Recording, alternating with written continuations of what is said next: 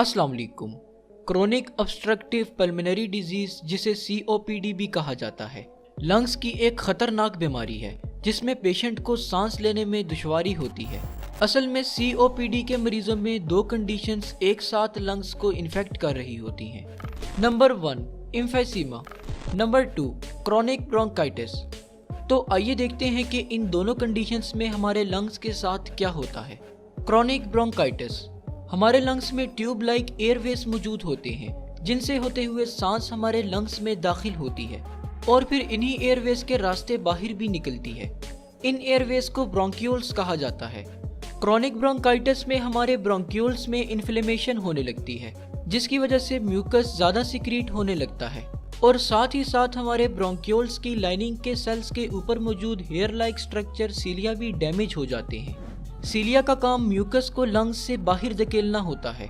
सीलिया के खराब होने की वजह से म्यूकस ब्रोंक्यूल्स में पड़ा रह जाता है जिससे सांस को अंदर और बाहर जाने के लिए प्रॉपर स्पेस नहीं मिलती और सांस में दुश्वारी होने लगती है।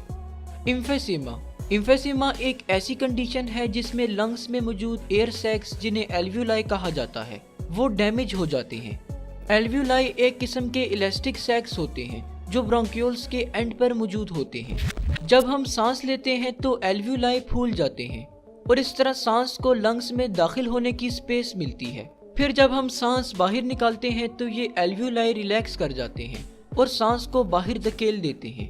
ये बिल्कुल इसी तरह होता है जैसे हम बैलून में हवा भरते हैं तो वो फूल जाता है और जब होल से हाथ हटाते हैं तो इलास्टिक होने की वजह से बैलून अपनी असल हालत में आ जाता है और हवा बाहर निकल जाती है।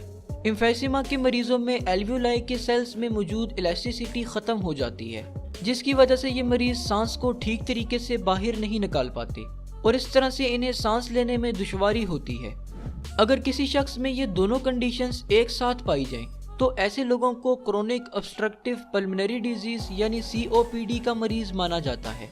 COPD की सबसे बड़ी वजह स्मोकिंग है। तकरीबन 90% लोगों में COPD स्मोकिंग की वजह से डेवलप होती है और ज़्यादातर ये बीमारी 40 साल की उम्र के बाद इलामात ज़ाहिर करती है। हम जानते हैं कि सिगरेट में बहुत सारे हार्मफुल केमिकल्स पाए जाते हैं और जब हम सिगरेट पीते हैं तो ये केमिकल्स आहिस्ता आहिस्ता हमारे लंग्स की एल्वियोलाई और ब्रोंक्यूल्स को डैमेज करते जाते हैं जिससे फिर COPD की मर्ज लगती है। स्मोकिंग के अलावा कुछ और वजूहात से भी COPD हो सकती है जैसा कि एयर पोल्यूशन और अल्फा-1 एंटीट्रिप्सिन प्रोटीन की कमी भी COPD कॉज कर सकती है। COPD को डायग्नोज करने के लिए चेस्ट एक्सरे, CT स्कैन और स्पेरोमेट्री टेस्ट परफॉर्म किया जाता है। स्पेरोमेट्री टेस्ट में मरीज एक डिवाइस की ट्यूब में जोर जोर से सांस लेता है जिसको देखकर डॉक्टर ये तयन करता है कि इस शख्स के लंग्स किस हद तक डैमेज हो चुके हैं।